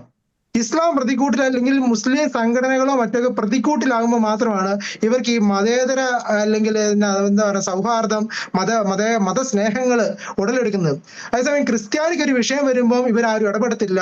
ക്രിസ്ത്യാനി ഇപ്പം ഒരു ഉദാഹരണം പറയും, ഈ ഭരണഘടനയെ സംരക്ഷിക്കുന്നു പറഞ്ഞില്ലേ, ഈ 80:20 എന്ന് പറഞ്ഞൊരു വിധി വന്നായിരുന്നു അല്ലെ. അതായത് സംസ്ഥാന ന്യൂനപക്ഷ ക്ഷേമ വകുപ്പ് കൊടുക്കുന്ന സ്കോളർഷിപ്പുകളെല്ലാം 80% മുസ്ലിമിനും 20% മറ്റു മത ന്യൂനപക്ഷങ്ങളിൽ പറഞ്ഞുകൊണ്ട് ഒരു ഹൈക്കോടതിയിലെ ചീഫ് ജസ്റ്റിസിന്റെ വിധി വന്നായിരുന്നു. വിധിയായിരുന്നു. ആ വിധിയിൽ ആ ചീഫ് ജസ്റ്റിസിനെ ഞാൻ കാണിക്കുകയാണ്, ആ ഓർഡർ എടുത്ത് നോക്കുക, ചീഫ് ജസ്റ്റിസ് വിധി എടുത്ത് നോക്കുക. ആ വിധിക്കകത്ത് എത്ര സ്ഥലങ്ങളിലാണ് ഭരണഘടന കടുത്ത ലംഘനമായിരുന്നു കേരളത്തിലെ ക്രിസ്ത്യാനികൾ അഭിമുഖീകരിച്ചിരുന്നുകൊണ്ട് അത് എഴുതി വെച്ചിരിക്കുന്നത്. ആർട്ടിക്കിൾ 14, 15 ഒക്കെ clearly violated by the state government in the matter of the award of scholarships പറഞ്ഞുകൊണ്ട് എഴുതി വെച്ചിരിക്കുക. അതോടൊപ്പം തന്നെ ഉണ്ട് in utter violation of the constitutional mandates contained എന്ന് പറഞ്ഞുകൊണ്ട് ആർട്ടിക്കിൾ 14, 15, 29, 30 എന്ന് പറഞ്ഞുകൊണ്ട് എഴുതി വെച്ചിരിക്കുക. അതോടൊപ്പം തന്നെ പറഞ്ഞിട്ടുണ്ട് scholarship to the Muslim minority community at 80% which according to us is an unconstitutional act and unsupported by any law. ഒരു നിയമത്തിലും സാധൂകരിക്കാൻ സാധിക്കാത്ത ഭരണഘടനയുടെ കടുത്ത ലംഘനം എന്ന് വിശേഷിപ്പിച്ച ഈ വിധി വന്നതിന് ശേഷം കുഞ്ഞാലിക്കുട്ടി പറഞ്ഞു തന്നെ 100% ഈ ന്യൂനപക്ഷ ആനുകൂല്യങ്ങൾ മുസ്ലിങ്ങൾക്ക് അർഹതപ്പെട്ടാണെന്ന് പറഞ്ഞുകൊണ്ടാണ് ഈ കുഞ്ഞാലിക്കുട്ടി പറഞ്ഞിരിക്കുന്നത് ഈ ഭരണഘടനയുടെ കടുത്ത ലംഘനം നടന്നൊരു കാര്യത്തില്. അതോടൊപ്പം തന്നെ അന്നും പല മുസ്ലിം സംഘടനകളിലും SKSSF ഒക്കെ തന്നെ ഈ വിഷയത്തിൽ 100% മുസ്ലിങ്ങൾക്ക് അർഹതപ്പെട്ടാന്ന് പറഞ്ഞുകൊണ്ട് അവര് മുഴക്കി. അവിടെ ഒരു മുസ്ലിം നേതാവെങ്കിലും അതിനെ തിരുത്തിക്കൊണ്ട് ഭരണഘടനയുടെ കടുത്ത ലംഘനമായിരുന്നു ഇത്, ഞങ്ങൾക്ക് തെറ്റായി പോയി, അത് കൃത്യമായിട്ടും ക്രിസ്ത്യാനികൾക്ക് അർഹമായത് അവിടെ അർഹമായി കൊടുക്കണം എന്ന രീതിയിലേക്ക് ഒരു പ്രസ്താവന അവർ വെച്ചോ? ഇനി മാത്രമല്ല ഇപ്പൊ വന്ന ഈ VK ബീരാൻ എന്ന് പറഞ്ഞ ഇപ്പൊ നമ്മുടെ രാജ്യസഭ MP ആയ വ്യക്തി ഉണ്ടല്ലോ മുസ്ലിം ലീഗിന്റെ മധ്യസ്ഥതയിൽ, ആ വ്യക്തിയാണ് 80:20 വിധിക്കെതിരെ അല്ലെങ്കിൽ ഈ ആ ഹൈക്കോടതിയിൽ ക്രിസ്ത്യാനികൾക്കെതിരെ അവിടെ നിലകൊണ്ടൊരു വ്യക്തി. അദ്ദേഹത്തിന്റെ ഫാദറിന്റെയും അദ്ദേഹത്തിന് സ്വന്തം പേരിലുള്ള ട്രസ്റ്റിന്റെ പേരിലാണ് അവര് ഈ ക്രിസ്ത്യാനികൾക്ക് നീതി കിട്ടുന്നതിനെതിരെ അവർ ഹൈക്കോടതിയിൽ വാദിക്കാൻ വന്നത്. എന്നിട്ടാണ് അവർ സുപ്രീം കോടതിയിൽ ഇപ്പം കേരള സർക്കാർ ഇപ്പം മുസ്ലിം സംഘടനകളിലൊക്കെ എന്താ പറയുന്നത് അവരുടെ വാക്കാൽ അല്ലെങ്കിൽ അവരുടെ എന്താ പറയുന്നത് അവരുടെ പ്രതിഷേധത്താൽ സുപ്രീം കോടതിയിൽ ഈ ഭരണഘടനാ ലംഘനത്തിൽ നടന്ന സാധനമാണ് അതിനെതിരെ അപ്പീലിന് പോയിരിക്കുന്നത്. അതിനിപ്പം ആരാ സപ്പോർട്ട് ചെയ്യുന്നത്? ഈ മുസ്ലിം ലീഗൊക്കെ സപ്പോർട്ട് ചെയ്യുന്നത്. എന്ത് ഭരണഘടനയുടെ എന്ത് നന്മയാണ് അവർ ഇവിടെ കാക്ഷിക്കുന്നത്? ഇനി മാത്രമല്ല ഈ വഖഫ് ആക്ട് എന്ന് വായിച്ചു നോക്കിയിട്ടുണ്ടോ? ഈ വഖഫ് ആക്ടിൽ തന്നെ ഇവിടെ കാണാം വഖഫ് ആക്ട്, അതിനകത്ത് തന്നെ ജസ്റ്റ് PDF ഫയൽ എടുത്തിട്ട് അതിനകത്ത് സെർച്ച് ഓപ്ഷനിൽ റീസൺ ടു ബിലീവ് എന്ന് അടിച്ചു കൊടുത്താൽ മതി. ഒരു 4-5 സ്ഥലങ്ങൾ നമുക്ക് കാണാം റീസൺ ടു ബിലീവ് എന്ന് പറഞ്ഞുകൊണ്ട്. അതായത് ഈ ഒരു വഖഫിനൊരു പ്രോപ്പർട്ടി അവരുടേതാണെന്ന് പ്രസ്താവിക്കാനായിട്ട് വിശ്വസിക്കാൻ ഒരു കാരണം കിട്ടിയാൽ മതിയെന്ന് അവർ കൃത്യമായിട്ട് എഴുതി വെച്ചിരിക്കുകയാണ് റീസൺ ടു ബിലീവ് എന്ന്. എത്ര ഭരണഘടനയുടെ കടുത്ത ലംഘനമാണിത്. സാധാരണക്കാർക്കായ ജനങ്ങൾക്ക് അവിടെ ഒരാൾ താമസിക്കേണ്ട സമയത്ത് വിശ്വസിക്കാൻ ഒരു കാരണം കിട്ടിക്കഴിഞ്ഞു കഴിഞ്ഞാൽ വഖഫിൻ്റെതായ ഒരു പ്രോപ്പർട്ടി മാറ്റാൻ സാധിക്കുന്നു. പിന്നീട് ഈ ആൾക്കാർ എന്ത് ചെയ്യണം? വഖഫ് ട്രൈബ്യൂണലിനെ പോയി കാണേണ്ടത്, കോടതിയിൽ സമീപിച്ചു കഴിഞ്ഞാൽ നീതിയില്ല. ഇത്രമാത്രം കടുത്ത ഭരണഘടനാ ലംഘനത്തിൽ കിടക്കുന്ന ഒരു ആക്ടിനെ അതിനൊരു ഭേദഗതി ഭേദഗതി വരുത്തണം, അല്ലെങ്കിൽ ആ ആക്ടിന് തെറ്റുണ്ടെങ്കിൽ ആ തെറ്റ് ചൂണ്ടിക്കാണിക്കാനായിട്ട് എന്തുകൊണ്ട് മുസ്ലിം ലീഗ് മുതിരുന്നില്ല? മാത്രമല്ല ഈ മുനമ്പം വിഷയം വന്നു. ഈ മുനമ്പം വിഷയത്തില് ഈ സ്ഥലം വഖഫിന്റെ അല്ല എന്ന് കൃത്യമായി ഇന്നത്തെ ദീപികയിലെ ലേഖനമുണ്ട്. ആ ലേഖനത്തിൽ എന്തെങ്കിലും തിരുത്തുണ്ടെങ്കിൽ അത് ചൂണ്ടിക്കാണിക്കണ്ടേ മുസ്ലിം ലീഗ്? ഇപ്പം ജോഷി കൃത്യമായിട്ട് ലീഗിന്റെ വക്കീല് അഡ്വക്കേറ്റ് മുഹമ്മദ് ഷാ കൃത്യമായിട്ട് ആ സമര പന്തലിൽ വന്നു തന്നെ പറഞ്ഞിട്ടുണ്ട്. നിങ്ങൾ പറയുമ്പോ എല്ലാം പറയണം.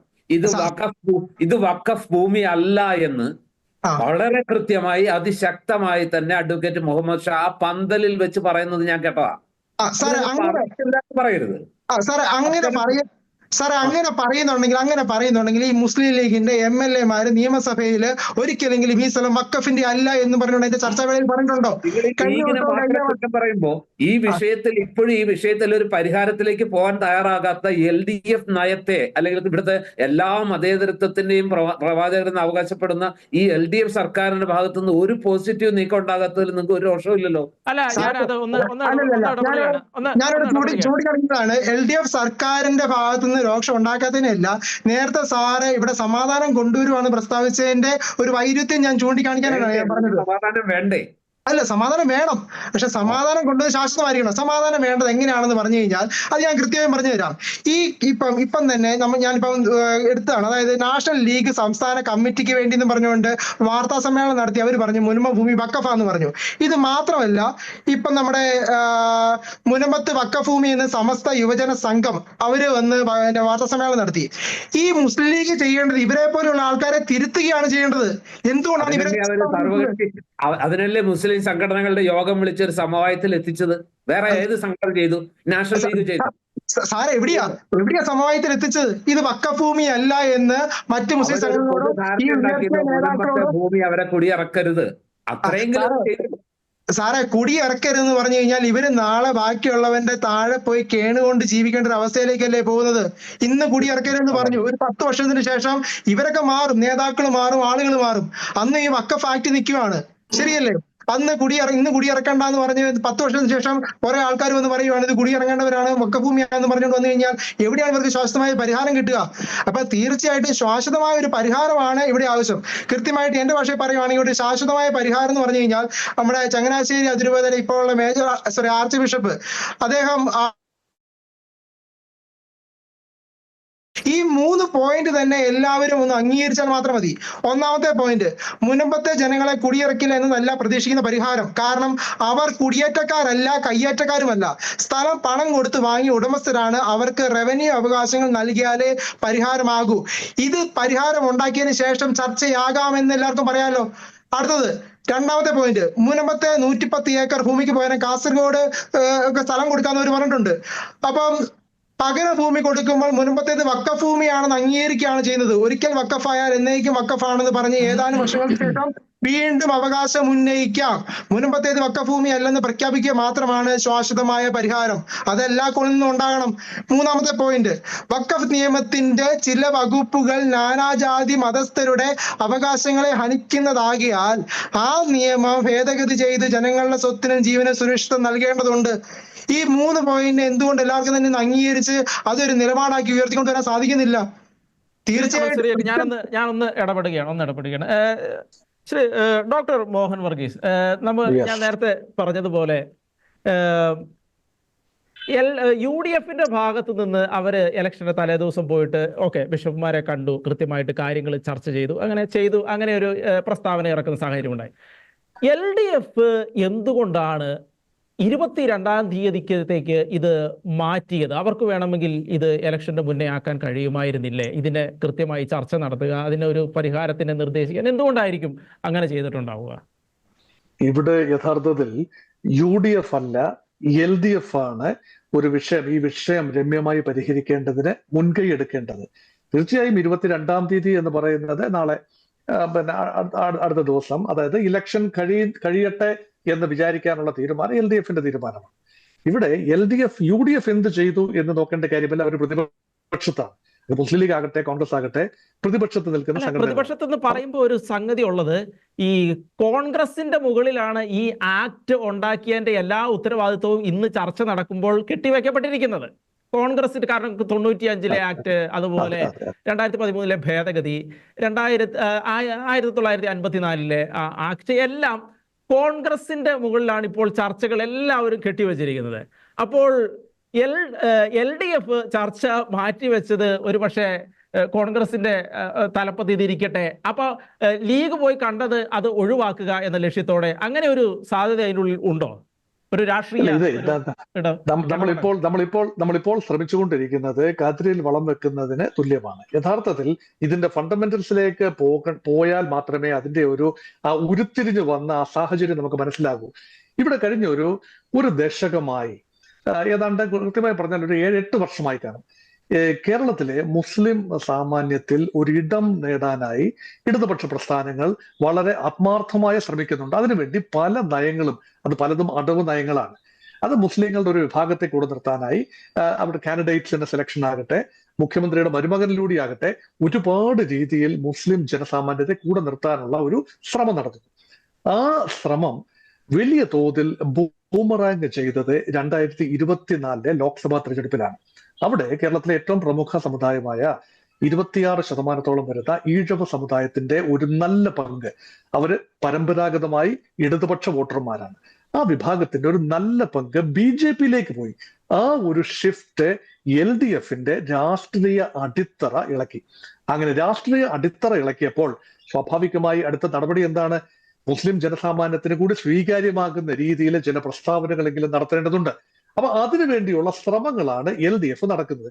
പക്ഷെ ഇപ്പോൾ തെരഞ്ഞെടുപ്പ് വന്നുപെട്ടപ്പോൾ അത് താൽക്കാലിക ലാഭം നേടാൻ വേണ്ടി മാത്രം പത്രപരസ്യം കൊടുക്കുന്നു, അങ്ങനെ ചില ഗിമ്മിക്കുകൾ കാട്ടുന്നു. അങ്ങനെ UDFനെ പ്രതിരോധിക്കാനുള്ള UDFന്റെ മുസ്ലിം ബേസിനെ മാറ്റിയെടുത്ത് അത് LDFിലേക്ക് അടർത്തി മാറ്റി BJPയെ വലിയ സ്വത്വമായി അവതരിപ്പിക്കാനുള്ള ശ്രമമാണ്. അതേസമയം പാരലായി നടക്കുന്ന മറ്റൊരു പ്രോസസ് ഉണ്ട് കേരളത്തിൽ. അതുകൂടി മനസ്സിലാക്കിയെങ്കിൽ മാത്രമേ നമുക്ക് മുൻപത്തെ ഡൈനമിക്സിലേക്ക് വരാൻ പറ്റൂ. ആ പ്രോസസ് എന്ന് പറയുന്നത് വലിയ തോതിലുള്ള ഇസ്ലാമോഫോബിയ ഉണ്ടാകുന്നു കേരളത്തിന്റെ ചില പ്രദേശങ്ങളിൽ. അങ്ങനെ ക്രൈസ്തവ സമുദായം, ഹിന്ദു സമുദായമല്ല, ക്രൈസ്തവ സമുദായത്തിന്റെ ഒരു ചെറിയ വിഭാഗമെങ്കിലും ആ ഒരു വലിയ തോതിലുള്ള ലവ് ജിഹാദ് ആകട്ടെ മറ്റ് പ്രചരണങ്ങളാകട്ടെ അതിൽ ആകൃഷ്ടരായി കുറച്ചുപേര് സംഘപരിവാർ ലൈനിലേക്ക് പോകുന്നു, കുറച്ചുപേര് തീവ്ര റാഡിക്കൽ പ്രസ്ഥാനങ്ങളിലേക്ക് പോകുന്നു, കുറച്ചുപേര് ഇടതുപക്ഷ ലൈനിലേക്ക് പോകുന്നു. ആ രീതിയിലുള്ള ഒരു ഷിഫ്റ്റ് ക്രൈസ്തവ സമുദായത്തിലും വരുന്നു. ഇതിന്റെ എല്ലാം പശ്ചാത്തലത്തിൽ ഒരു ചേർണിങ്, ഒരു 2024 വർഷം, ഇപ്പോൾ ഈ വർഷം ഒരു വലിയ പൊളിറ്റിക്കൽ ചേർണിങ്ങിന്റെ ഒരു വർഷമാണ്. അതിന്റെ പശ്ചാത്തലത്തിൽ വേണം നമ്മൾ ഇങ്ങനെ വന്ന മുൻപത്തുള്ള വഖഫിന്റെ ഒരു പ്രോപ്പർട്ടിയായി വഖഫ് പറയുന്ന, അല്ലെങ്കിൽ മുസ്ലിം സമുദായത്തിലെ ചിലരെങ്കിലും കരുതുന്ന, അതേസമയം വ്യക്തമായ രേഖകളോടുകൂടി വാങ്ങിയെടുത്ത സ്ഥലം, അധ്വാനിച്ച പണം കൊണ്ട് മുനമ്പത്ത് ഏക്കർ കണക്കിന് സ്ഥലം ആളുകൾ വാങ്ങി അവിടെ താമസിച്ച് വർഷങ്ങളോളം താമസിച്ച് ഉപജീവനം കഴിക്കുന്ന ആളുകളെ പെട്ടെന്ന് വഖഫ് നിയമത്തിന്റെ പരിധിയിൽ ഉൾപ്പെടെ ഇത് വഖഫ് ഭൂമിയാണെന്ന് പറഞ്ഞുകൊണ്ട് കുടിയിറക്കാനുള്ള ശ്രമം നടക്കുമ്പോൾ സ്വാഭാവികമായി വരേണ്ടത് എന്താണ്? ഇത് വിശദീകരിക്കപ്പെടണം. അത് വിശദീകരിക്കപ്പെടണമെങ്കിൽ രാഷ്ട്രീയ മുതലെടുപ്പ് മാത്രം പോരാ. ഇടതുപക്ഷവും കോൺഗ്രസും BJPയെ മാറ്റി നിർത്തുക. ഇക്കാര്യത്തിൽ BJP എന്ത് പറയുന്നു എന്നുള്ളത് അവിടെ പ്രസക്തമാക്കേണ്ട കാര്യമില്ല. പ്രധാന പ്രതിപക്ഷമായ കോൺഗ്രസും ഭരണകക്ഷിയായ LDFും അവിടെ ഈ രണ്ട് കോൺഗ്രസിനോടൊപ്പം തന്നെ മുസ്ലിം ലീഗും ചേർന്ന് നിൽക്കണം. കാരണം മുസ്ലിം ലീഗ് കോൺഗ്രസുമായി സഖ്യത്തിലായതുകൊണ്ട് ഇവിടെ പ്രതിക്കൂട്ടിലാകുന്നത് പലപ്പോഴും മുസ്ലിം സമുദായ സംഘടനകൾ ആയതുകൊണ്ട് അവിടെ ഒരു സമവായം ഉണ്ടാകണം. ആ സമവായത്തിന് വേണ്ടി പാണക്കാട് സാദിഖ് അലി ശിഹാബ് തങ്ങളും അതുപോലെ തങ്ങൾ കുടുംബവും മുസ്ലിം ലീഗിലെ കുഞ്ഞാലിക്കുട്ടിയും ശ്രമിച്ചു എന്ന് പറയുമ്പോൾ മുസ്ലിങ്ങളുടെ ഏകസ്വരമാകാൻ മുസ്ലിം ലീഗിന് പറ്റില്ല എന്ന് ഞാൻ സമ്മതിക്കുന്നു. പക്ഷെ മുസ്ലിങ്ങളുടെ ഇടയിൽ ഒരു സമവായം ഉണ്ടെങ്കിൽ മാത്രമേ അത് ദൃഢമാകൂ. അങ്ങനെ എടുക്കുന്ന തീരുമാനങ്ങൾക്ക് മാത്രമേ ശാശ്വതമായ ഒരു സ്വഭാവം ഉണ്ടാകൂ. അല്ല എങ്കിൽ ഇരുട്ട് കൊണ്ട് ഓട്ടയടയ്ക്കുന്നതിന് തുല്യമാകും. അതുകൊണ്ടാണ് പെട്ടെന്നുള്ള പരിഹാരം നമ്മൾ ആഗ്രഹിക്കുന്നു എങ്കിൽ പോലും കൺസോളിഡേറ്റ് ചെയ്യപ്പെടണം. മുസ്ലിം സമുദായങ്ങൾ സ്വയം വിശ്വസിക്കണം. വഖഫിന്റെ പേരിൽ അവിടെയും ഇവിടെയും ഇങ്ങനെ ക്ലെയിം ഉന്നയിക്കുന്നത് കേരളത്തിന്റെ സാമുദായിക അന്തരീക്ഷത്തെ തകർക്കും. അതിന്റെ പ്രയോജനം എടുക്കാൻ പോകുന്നത് സംഘപരിവാർ ശക്തികളാകും. ഇത് മനസ്സിലാക്കാനുള്ള ഔചിത്യബോധം മുസ്ലിം സമുദായത്തിന് ഉണ്ടാകണം. അതിന് സമയം ഉണ്ടാകണം. അവിടെ ആ സമുദായത്തെ വിഘടിപ്പിച്ച് നിർത്തുകയും ഇടയ്ക്ക് നിന്നുകൊണ്ട് രാഷ്ട്രീയ ലാഭം ഉണ്ടാക്കുകയും BJPയോട് ചങ്ങാത്തം സ്ഥാപിക്കുകയും ചെയ്യുന്ന ഒരു വളരെ എനിക്ക് തോന്നുന്നത് അതൊരു താൽക്കാലിക ലാഭത്തിന് വേണ്ടി മാത്രമുള്ള ഒരു കാര്യമാണ്. അതുകൊണ്ടാണ് കേരളത്തിന്റെ സാമുദായിക അന്തരീക്ഷത്തെ തകർക്കുന്നതിന് വേണ്ടി മുനമ്പം വിഷയം ഊതിപ്പെരുപ്പിക്കുന്നതിനോട് എനിക്ക് ഒരു യോജിപ്പുമില്ല. അതേസമയം നിയമവാഴ്ച അവിടെ ഉണ്ടാകണം. റൂൾ ഓഫ് ലോ പ്രിവെയിൽ ചെയ്യണമെങ്കിൽ വ്യക്തമായി ഡിഫൈൻ ചെയ്യപ്പെടണം. ആ ഭൂമിയുടെ ഉടമസ്ഥാവകാശം ഡിഫൈൻ ചെയ്യപ്പെടണം. വഖഫ് അതിന്റെ ഉടമസ്ഥാവകാശത്തിൽ നിന്നും ഔപചാരികമായി ഒഴിയുന്ന രീതിയിലുള്ള പ്രഖ്യാപനം ഉണ്ടാകണം. അതിന് ഭരണകൂടത്തിന്റെ, ഇപ്പോൾ ഭരിക്കുന്ന LDFന്റെയും മുഖ്യമന്ത്രി പിണറായി വിജയന്റെയും ഒക്കെ സത്വരശ്രദ്ധ അവിടെ ഉണ്ടാകണം. അതുകൊണ്ടാണ് ഞാൻ ആവർത്തിച്ച് പറയുന്നത്, പന്ത് ഇപ്പോൾ UDFന്റെ കോർട്ടിലല്ല, LDFന്റെ കോർട്ടിൽ തന്നെയാണ്. അവിടെയാണ് ഭരണപക്ഷം, അവിടെയാണ് നിർണായക നീക്കങ്ങൾ നടക്കേണ്ടത്. ഇതാണ് എന്റെ അഭിപ്രായം. ശ്രീ ജോർജ് പൊടിപ്പാറ, LDFന് ഈ പ്രശ്നം പരിഹരിക്കാൻ കഴിയുമോ? നമ്മൾ പലപ്പോഴും പലരും ഇരുന്ന് പറയുന്നുണ്ട്, സംഘപരിവാർ കടന്നു വരുന്നു, BJP കടന്നു വരുന്നു, സമൂഹത്തിലേക്ക് അവർ കടന്നു വരുന്നു, അവർ സ്വാധീനം ഉണ്ടാക്കുന്നു. ആരാണ് ഈ സ്വാധീനം ഉണ്ടാക്കാൻ വഴിമരുന്നിടുന്നത്? ഈ ഇലക്ഷനുകളിലെല്ലാം ഇപ്പോൾ ഇതുപോലെ നമ്മൾ സാമുദായിക ധ്രുവീകരണത്തിന്റെ പശ്ചാത്തലങ്ങൾ ഉണ്ടാകുന്ന സാഹചര്യം വരുന്നത് രാഷ്ട്രീയക്കാർ രാഷ്ട്രീയം അങ്ങനെയാണ്, എല്ലാ സാധ്യതകളും ഉപയോഗിക്കും. പക്ഷേ സംഘപരിവാറിന്റെ കടന്നുവരവ്, അവർ കടന്നു വരുന്നു എന്നെല്ലാം പറയുമ്പോൾ ആരാണ് ഇതിനെല്ലാം വഴിമരുന്നിടുന്നത്? കൃത്യമായി ഇപ്പോൾ എത്രയോ നേരം താങ്കൾ തന്നെ സൂചിപ്പിച്ചു, നേരത്തെ തന്നെ LDF ഇതിൽ ഇടപെടുകയും പ്രശ്നപരിഹാരം ഉണ്ടാക്കുകയും ചെയ്യേണ്ടതായിരുന്നു എന്നെല്ലാം നമ്മൾ നേരത്തെ സൂചിപ്പിക്കുന്ന സാധനം. അപ്പോൾ ആരാണ് ഇതിനെല്ലാം വഴിമരുന്നിടുന്നത്? സംഘപരിവാറിന്റെ കടന്നുവരവ്, അല്ലെങ്കിൽ ക്രിസ്ത്യൻസിന്റെ ഇടയിൽ തീവ്രമായ ആളുകൾ ഉണ്ടായി വരുന്നു, അതും അല്ലെങ്കിൽ മറ്റു ചിലർ തീവ്രമായ ആശയങ്ങളിലേക്ക് മാറുന്ന സാഹചര്യം ഉണ്ടായിരുന്നു. ആരാണ് ഇതിനെല്ലാം വഴിമടി ഇടുന്നത്? ഇതുപോലത്തുള്ള നിയമങ്ങളും ഇതുപോലെ പ്രശ്നങ്ങൾ പരിഹരിക്കാൻ വൈകുന്നതും എല്ലാം അല്ലേ? അതായത് ഒരു പ്രശ്നം അവിടെ ഉണ്ടായി. ആ പ്രശ്നത്തിന് ഉണ്ടായി കഴിഞ്ഞൊരു പ്രശ്നം പിന്നെ പരിഹരിക്കല്ലാതെ വേറെ വഴിയില്ലല്ലോ. അത് എന്നേക്കായിട്ട് ഇല്ലാതാക്കാൻ അത് അവിടെ ഉണ്ട്, കോടതിയിലുണ്ട് ആ വിഷയം. അതുപോലെ തന്നെ അതിപ്പോ നമ്മുടെ സമൂഹ മധ്യത്തിലുണ്ട്. അവിടെയുള്ള 600ഓളം കുടുംബങ്ങൾ കുടിയിറക്കപ്പെടുന്ന, അല്ലെങ്കിൽ അവർക്ക് പണം കൊടുത്ത് വാങ്ങിയ ഭൂമി നഷ്ടപ്പെടുന്ന ഒരവസ്ഥ. ഇത് ഫറൂഖ് കോളേജ് മാനേജ്മെന്റ് വില കൊടുത്ത് വില വാങ്ങി അവർക്ക് വിറ്റ ഭൂമിയാണ്. അതിലൊരു അല്ല, നമ്മൾ ഒരു കാര്യം കൂടി അതിൻ്റെ ഇടയിൽ ശ്രദ്ധിക്കേണ്ടത്, ഇതേ സമയത്ത് LDF അതിന്റെ തലപ്പത്തിരിക്കുന്ന അതേ സമയത്ത് പല സ്ഥലത്തും നോട്ടീസ് കൊടുത്തു.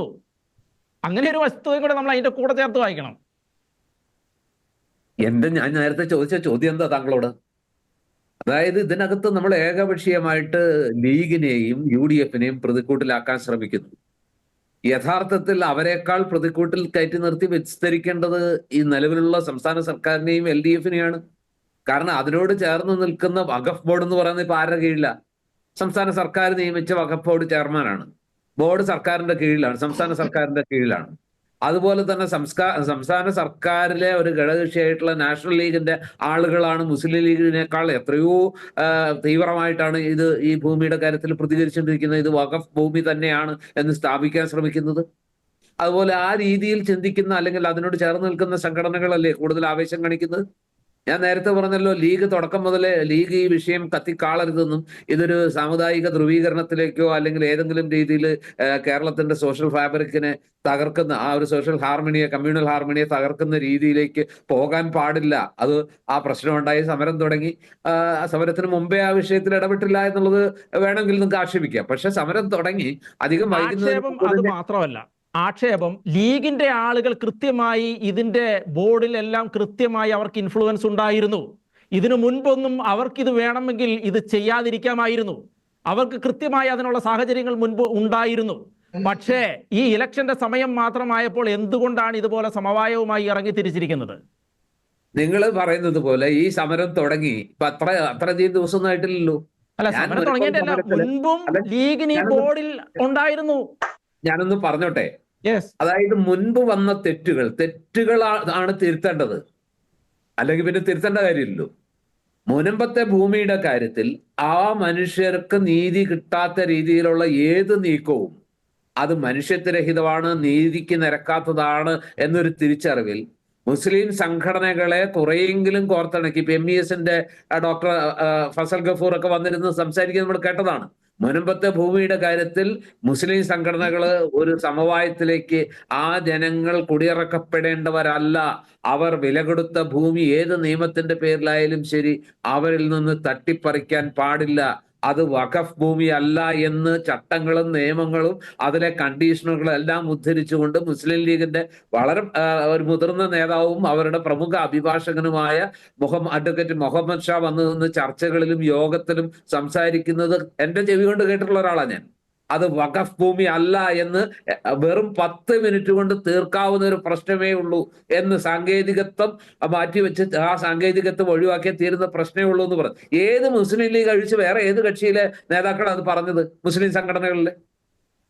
എന്നിട്ടും നിങ്ങൾ കുറ്റപ്പെടുത്താൻ കൂടുതൽ ഇപ്പോ ഡോക്ടർ മോഹൻ മറീസ് വളരെ കൃത്യമായി പറഞ്ഞു, ഇവിടെ കേരളത്തിൽ ഈ പറഞ്ഞ പോലെ എന്തിന്റെയെങ്കിലും പേരിൽ ഒരു ഇസ്ലാമോ ഫോബിയ സൃഷ്ടിച്ച് ക്രിസ്ത്യാനിയും മുസ്ലിമും തമ്മിൽ അടിച്ചാലേ തീരൂ, അവർക്കിടയിൽ ഇത്രകാലം നിലനിന്ന ആ ഒരു എന്താ പറയാ അണ്ടർസ്റ്റാൻഡിങ്ങിന്റെയും അതുപോലെ തന്നെ ഉൾക്കൊള്ളലിന്റെയും ഇൻക്ലൂസീവ്നെസിന്റെയും ഒക്കെ ആ ഒരു ഇത് മാറ്റിയെടുത്ത് വേറെ ഒരു പ്രത്യേക രീതിയിലേക്ക് കൊണ്ടുപോയേ അടങ്ങൂ.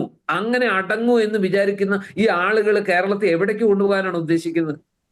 ഈ മുസ്ലിം സമുദായവും ക്രൈസ്തവ സമുദായവും കേരളത്തിൽ തമ്മിലടിക്കാൻ ശ്രമിച്ചാൽ ആര് ജയിക്കും ആര് തോൽക്കും വല്ല ഉറപ്പുണ്ടോ? ആർക്കെങ്കിലും ആരെങ്കിലും തോൽപ്പിക്കാൻ പറ്റൂ? മുസ്ലിം സമുദായത്തിന് ക്രൈസ്തവ സമുദായത്തെയും ക്രൈസ്തവ സമുദായത്തിന് മുസ്ലിം സമുദായത്തെയും തകർക്കാൻ കഴിയൂ? മറിച്ച് രണ്ട് പ്രബല ന്യൂനപക്ഷ സമുദായങ്ങൾ എന്നുള്ള നിലയ്ക്ക് അവർക്ക് കേരളം മുഴുവൻ അവരുടെ എന്താ പറയാ എല്ലാ ജില്ലകളിലും അവർക്ക് എന്താ പറയാ സമുദായങ്ങൾക്ക് പ്രാതിനിധ്യം ഉണ്ടെന്നുള്ള നിലയ്ക്ക് കേരളത്തിൽ ഈ രീതിയിൽ ഇന്ന് കാണുന്ന കേരളം ഈ രീതിയിൽ നിൽക്കാൻ ഈ രണ്ട് സമുദായങ്ങൾക്കിടയിലുള്ള ഒരു അണ്ടർസ്റ്റാൻഡിങ് കൂടിയേ തീരൂ. ഇല്ലെങ്കിൽ ഈ കേരളത്തെ വേറെ പലതുമായിട്ട് വേറെ രീതിയിൽ നമ്മൾ അധികം വൈകാതെ കാണേണ്ടി വരും. അതുകൊണ്ട് തന്നെ ഇതിനകത്ത് വേറൊരു അജണ്ടയുണ്ട്.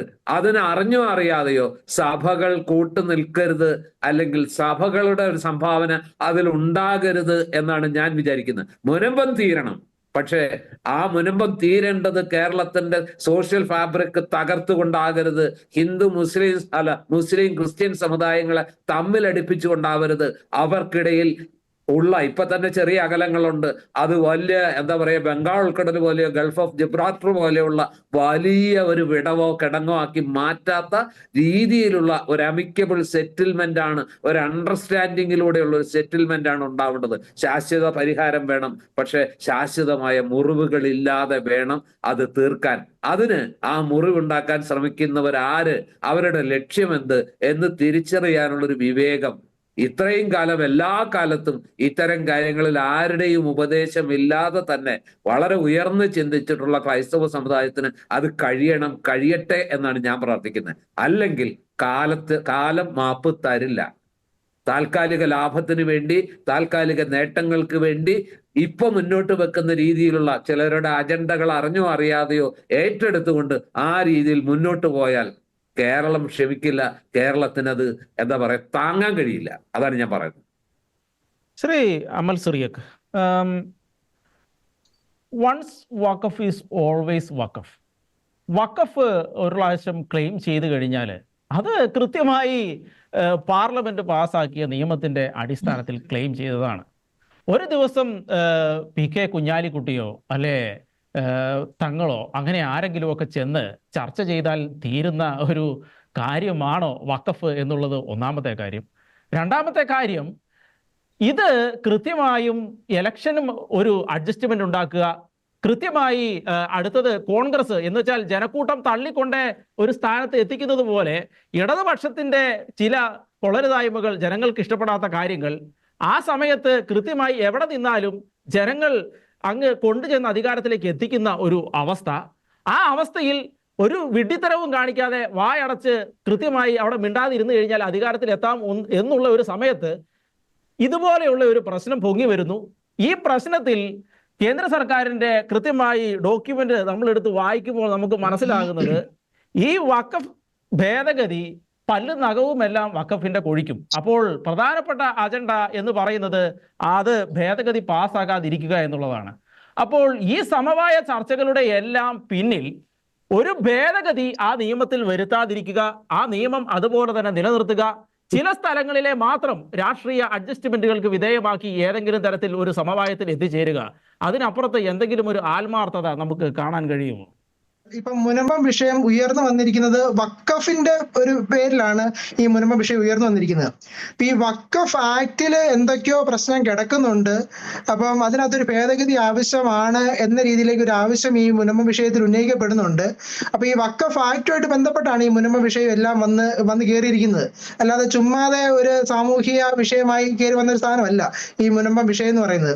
അത് ഈ വഖഫ് ആക്ട് നിലനിൽക്കുന്നിടത്തോളം കാലം വഖഫ് ആക്ടിൽ എന്തൊക്കെ കാര്യങ്ങൾ ഉൾപ്പെട്ടിട്ടില്ല, അതിന്റെ പേരിലാണ് ഈ മുനമ്പം വിഷയത്തിനും പരിഹാരം ഉണ്ടാക്കാനായിട്ട് സാധിക്കുകയുള്ളൂ. ഇതൊരു വഖഫ് ഭൂമിയാണ് എന്ന രീതിയിലേക്ക് ഒരു മാനദണ്ഡം അവിടെ എവിടെയെങ്കിലും വന്നിട്ടുണ്ടെങ്കിൽ തീർച്ചയായിട്ടും നമുക്ക് ഈ ഒരു വിഷയത്തിൽ ശരിക്കും പറഞ്ഞു കഴിഞ്ഞാൽ നമ്മൾ ഓരോ വിഷയവും ഒന്ന് പഠിച്ച് നമ്മൾ മുന്നോട്ട് പോകുമ്പോഴായിരിക്കും അതിന്റെ കാരണങ്ങൾ നമുക്ക് മനസ്സിലാകുകയുള്ളൂ.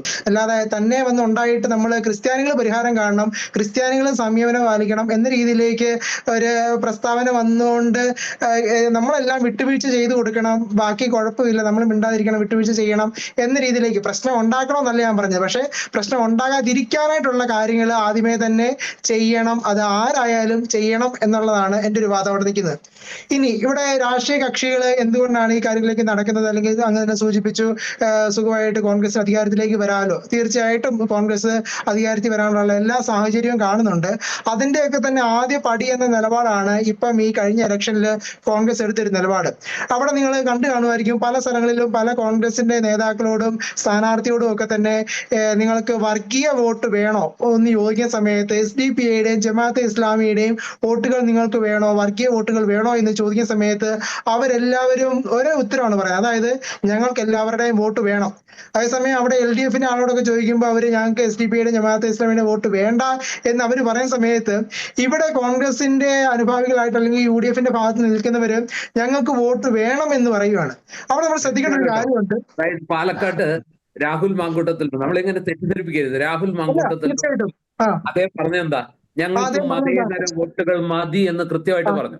ഈ കഴിഞ്ഞ ദിവസം മനോരമ ചാനലിൽ ഒരു ചർച്ചയിൽ മറ്റേ തിരുവനന്തപുരത്ത് നിന്നുള്ള കോൺഗ്രസ് നേതാവ് പറഞ്ഞു, ആങ്കർ ചോദിച്ചു, നിങ്ങൾ SDP വോട്ട് വേണ്ടെന്ന് പറയുമെന്ന് പറഞ്ഞു. ഞങ്ങൾക്ക് SDP വോട്ട് വേണ്ടെന്ന് തന്നെ ആ ചാനൽ ചർച്ചയിൽ കൃത്യമായിട്ട് പറഞ്ഞു. നമ്മൾ ഈ രീതിയിൽ നമ്മുടെ സൗകര്യത്തിൽ നമ്മുടെ വാദങ്ങളെ വിജയിപ്പിക്കാൻ പറയരുത്. ഇല്ല, ഞാൻ വളച്ചൊടിക്കുകയൊന്നുമല്ല. വേണമെങ്കിൽ സാറിന് ഞാൻ ഇത് കഴിഞ്ഞ് വേണമെങ്കിൽ വീഡിയോസ് അയച്ചു തരാം. അതായത് അവിടെ സാമൂഹ്യ കൂട്ടായ്മയായിട്ട് നടന്ന ചർച്ചകളിലും രാഹുൽ മാങ്കൂട്ടത്തിനോട് ബസ്സിൽ വെച്ച് ചോദിക്കുന്നുണ്ട്. റിപ്പോർട്ടർ ചാനലുകാരുടെ 2 പ്രതിനിധികൾ അവിടെ ബസ്സിൽ വെച്ച് രാഹുൽ മാങ്കൂട്ടത്തോട് നേരിട്ട് തന്നെ ചോദിക്കുന്നതൊക്കെ സാറിന് വീഡിയോ ആയിട്ട് കണ്ടിട്ടില്ലെങ്കിൽ ഞാൻ അയച്ചു തരാം സാറിനോട്. അവിടെ ഒരു വ്യക്തമായിട്ട് ഒരു yes or no ക്വസ്റ്റ്യൻ ആണ് ചോദിക്കുന്നത്. ഒരു yes or no ഒന്ന് പറയൂ, yes or no. അതായത് നിങ്ങൾക്ക് SDP ജമാഅത്തെ ഇസ്ലാമിയുടെ വോട്ട് വേണോ എന്ന് ചോദിക്കുന്ന സമയത്ത് സാർ ഇപ്പം പറഞ്ഞ പോലെ ഞങ്ങൾക്ക് മതേതര വോട്ടുകൾ മതി എന്ന രീതിയിലേക്കൊക്കെ വളച്ചൊടിച്ച് ഞങ്ങൾക്ക് SDP ജമാഅത്തെ ഇസ്ലാമിയുടെ വോട്ട് വേണ്ട എന്ന് രാഹുൽ മാങ്കൂട്ടം പറഞ്ഞ ഒരു ഭാഗം ഉണ്ടെങ്കിൽ സാർ എനിക്ക് കാണിക്കാം തീർച്ചയായിട്ടും. മാത്രമല്ല പല ചർച്ചകളിലും ആ വീഡിയോസ് വേണമെങ്കിൽ സാറിന് അയച്ചു തരാം. പല മാധ്യമങ്ങളും ഇത് ഈ എന്താണ് ആഗ്രഹിക്കുന്നത്, എനിക്ക് അതാണ് മനസ്സിലാവാത്തത്. എന്താണ് ആഗ്രഹിക്കുന്നത്?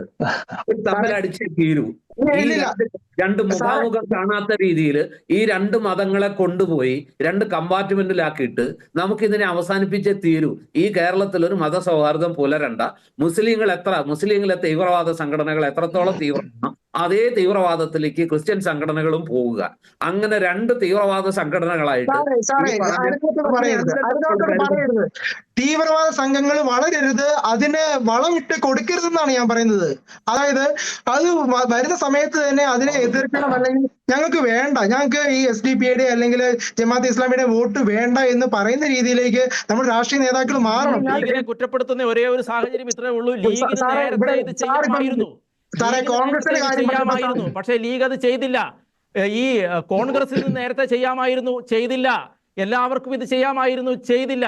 ഇന്ന് ഈ ജനങ്ങൾ തെരുവിലിറങ്ങുന്ന സാഹചര്യം ഉണ്ടായപ്പോൾ ഇലക്ഷന്റെ തൊട്ട് മുൻപ് പോയിട്ട് മാത്രം ഇങ്ങനെ ഒരു ഗിമിക്സ് കാണിക്കുകയും ഈ ഇലക്ഷൻ കാലഘട്ടത്തിൽ മാത്രം ഇതുപോലെ ചർച്ചകൾക്ക് മുൻകൈ എടുക്കുകയും ചെയ്യുന്ന ഒരു രീതിയെ കുറിച്ചാണ് നമ്മൾ വിമർശനം ഉന്നയിക്കുന്നത്. നമ്മൾ ആരെയും കുറ്റപ്പെടുത്താനോ സാമുദായിക ധ്രുവീകരണം ഉണ്ടാക്കുവാനോ അല്ല.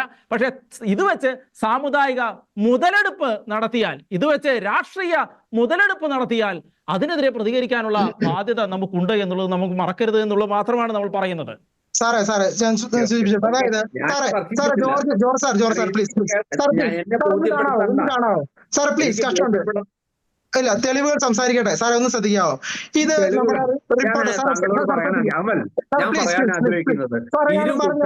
ഇത്തരത്തിൽ സന്ദർഭത്തിൽ നിന്ന് നടത്തിയെടുത്ത് തെളിവുകൾ ഹാജരാക്കാം. നിങ്ങൾക്ക് വിഭജനത്തിന്റെ സാറേ പ്ലീസ് സാറേ, ധ്രുവീകരണം ഒന്നും ഉണ്ടാകാതെ ഇവിടെ സമാധാനമായ ഒരു അന്തരീക്ഷം നിലനിർത്താൻ വേണ്ടി പ്രശ്നങ്ങൾ ഉണ്ടാകുന്നതിന് മുമ്പ് തന്നെ ആ പ്രശ്നങ്ങൾ ഉണ്ടാകാതിരിക്കാനുള്ള ശ്രമങ്ങളാണ് നമ്മൾ ചെയ്യേണ്ടത്. അതാണ് ഞാനോട് ചൂണ്ടിക്കാണിക്കുന്നത്. സാർ ഈ വാർത്ത കണ്ടോ? സാർ പ്ലീസ് ഇടപെടരുത്, ഞാനൊന്ന് തീർത്തോട്ടെ. റിപ്പോർട്ടർ ചാനലുകാരുടെ അവരുടെ ഒരു വാർത്തയാണിത്. ലോക്സഭാ തെരഞ്ഞെടുപ്പിൽ UDF ചർച്ച നടത്തിയിട്ടുണ്ട്, രാഷ്ട്രീയ മാന്യത കാരണം പുറത്തു പറഞ്ഞില്ല SDPI. വാർത്ത വിട്ടിരിക്കുന്നതാണ്. സാർ ഇവിടെ ശ്രദ്ധിക്കേണ്ട ഒരു കാര്യമുണ്ട്. ഇത് കഴിഞ്ഞതിന് ശേഷമല്ല ഈ SDP ജമാഅത്തെ ഇസ്ലാമിയുടെയും വോട്ട് വേണോ എന്ന് ചോദിച്ചുകൊണ്ട് കോൺഗ്രസ്സുകാരുടെ അടുത്ത് ഈ മാധ്യമപ്രവർത്തകർ ചെല്ലുമ്പോഴും ഞങ്ങൾക്ക് മതേതര വോട്ട് മതി, അല്ലെങ്കിൽ ഞങ്ങൾക്ക് എല്ലാവരുടെയും വോട്ട് വേണം എന്ന രീതിയിലേക്ക് വെള്ളം പൂശിക്കൊണ്ട് അവർ സംസാരിക്കുന്നത്. അതായത് UDF അകത്തൊരു അന്തർധാര പ്രവർത്തിക്കുന്നുണ്ട്. ഈ UDF പ്രധാനപ്പെട്ട മുന്നണിയാണ് കോൺഗ്രസ്, രണ്ടാമത്തെ മുന്നണിയാണ് മുസ്ലിം ലീഗ്. അപ്പൊ തീർച്ചയായിട്ടും ഇവരൊന്നും അറിയാതെ ഇങ്ങനെ ഒരു കാര്യം നടക്കുകയോ, അല്ലെങ്കിൽ ഇവരുടെ പ്രസ്താവനയിൽ എന്താ ഇങ്ങനെ വരുന്നത്?